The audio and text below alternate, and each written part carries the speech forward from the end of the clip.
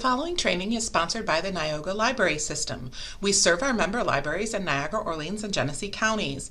Please visit your local library homepage and use your library card to get access to streaming videos, downloadable music, audiobooks, ebooks, and even more from the comfort of your own home. Thank you. Hello, welcome back.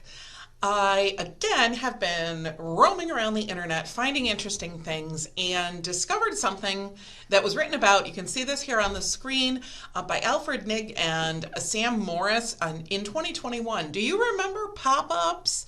Well, apparently now they're called dark patterns. Let me explain. And as usual, the reference is here, and I'll be talking about a couple other things as well. So let's go ahead and jump into this. I am going to start with an oldie but a goodie here, and that is pop-up advertisements and pop-up blockers. Anyone who's been around the internet for a while certainly remembers them, and actually we still get pop-ups today. They look a little different. Some of the things that I'm going to talk about are kind of mild. They're more annoying than anything. Dark patterns really seem to refer more to getting people to spend money on things that they didn't actually want to spend money on. So let's get into it. Now, it does remind me of the good old days, and then that reminded me of a song, the good old days weren't always so good, tomorrow ain't as bad as it seems. That was Billy Joel, Keeping the Faith, and there's a screenshot from the video. I'll have that linked in the description. So, what pop-ups actually look like on computers, these were the old style pop-ups here on what is the right side, my right side of the screen. These are newer style pop-ups on the mobiles, and this I just thought was a cool image by Kaspersky. Pop-ups were advertisements, and they're annoying, generally speaking. Sometimes they're asking pop-ups, basically they block you from doing the things you want to do. So pop-ups really feel to me more like these things, or that, or this turtleneck. What they really are just kind of annoying things that come up on your screen that distract you from what you actually want. Now, I digress, okay? In the article penned by Alfred Nigg and Sam Morris, they write, in January of 2018, Kelly Ross, a mother of 3 in Washington, D.C., saw a charge from the children's education app, ABC Mouse, which her kids hadn't used for nearly 4 years. She thought she had canceled her subscription and called the company asking why she'd received a bill for about $50. She remembered the company responded that she should have read the fine print. It wasn't until Ross called the company out on Twitter that she actually got a refund, but the experience still frustrates her years later. I felt duped in some way because behind the scenes of this wholesome image in this company, they used deceptive practices, Ross said. It should have been more straight up to be able to cancel it. Now that's important, and be done and not have my information on file. Ross had stumbled across a dark pattern. Design choices that steer people into decisions they may not have made under normal circumstances or normal conditions. They can take the form of a visual cue like a subscribe button that's much larger than an opt-out button, or hidden information on pages that people don't read. This is more than just the reading the fine print, though. And in my wanderings around the internet, these patterns began with pop-up advertisements that would have the close button actually literally off the screen, literally hiding the way to get rid of the window and get back to what you want. So what I mean in a nutshell is this. So for example, I went here to the New York State Library page. You can see this is the information I might want about it. Here's the search bar. You can share things. And here is the minimize, resize, and close buttons on the window itself and on the screen. A pop-up, which what I did was I pulled another window out, and this is actually on the dark patterns. This is the link. But you can see here, this would be an example right here of a pop-up that is literally blocking the website that I want, plus the close button that would be over here is actually pushed literally off the screen. So in order to actually close this top window to get to the bottom window where I want, I have to know that I can place my mouse on the title bar, click and hold, literally drag the window over, and then close the window.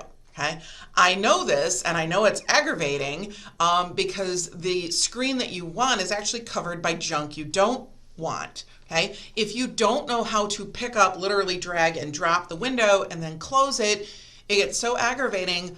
As I was teaching this stuff, I'd have people who would just close out and they just stopped using the internet entirely.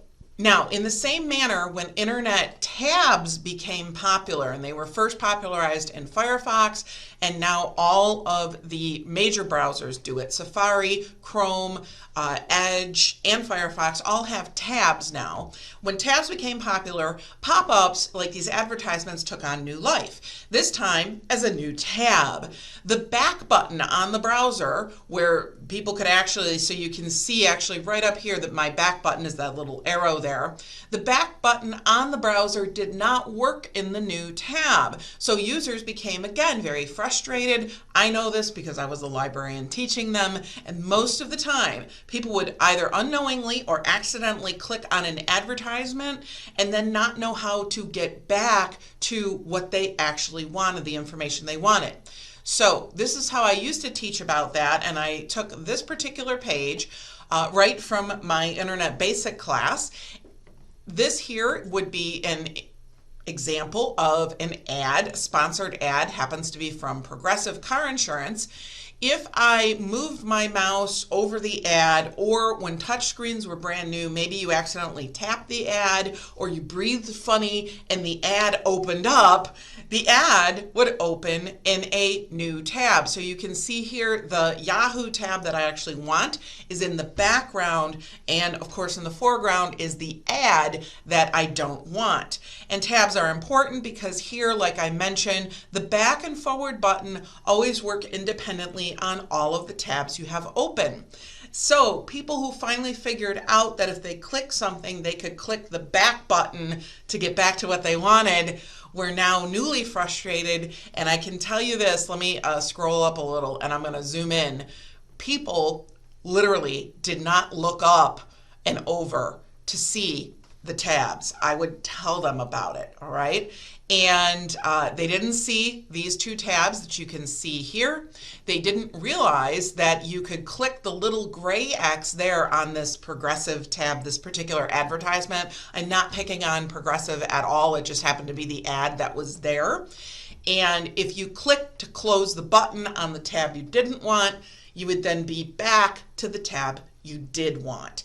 And I went over this so much, as a matter of fact, I would put it in my handouts in class. So just something to note and think about now. A lot of people know about it nowadays, though. So okay. Now, after this digression, let me go back to the original article. Alfred and Sam write, last September, ABC Mouse reached a $10 million settlement with the Federal Trade Commission over its automatic subscription renewals for customers who signed up under a free trial. The company paid out refunds to more than 200,000 people.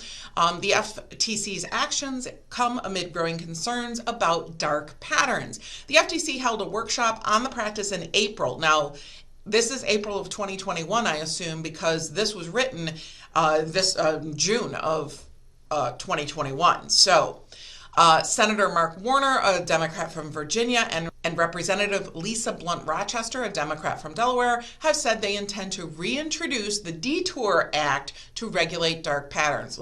I'll pull that up and show you what that is.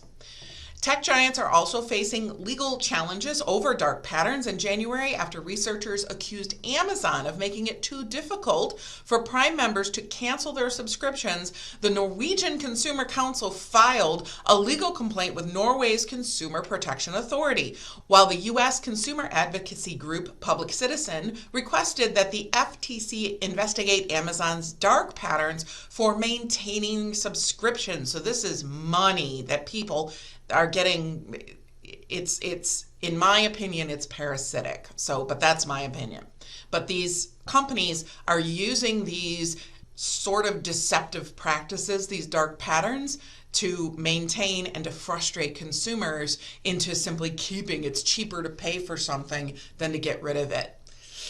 In 2015, LinkedIn settled a lawsuit for $13 million over dark patterns in which it collected new users' email contacts through deceptive design. The weight loss app Noom faces an ongoing federal lawsuit in the Southern District of New York by a group of consumers who claim they were automatically enrolled in pricier plans. Ugh. Harry Brignall, who coined the term back in 2010, says that dark patterns have gotten worse. I'd hope by naming and shaming these companies and bringing it to light, it would somehow magically make it go away, Brignall said. I thought there would be less dark patterns 10 years later. In fact, now there's way more than ever before.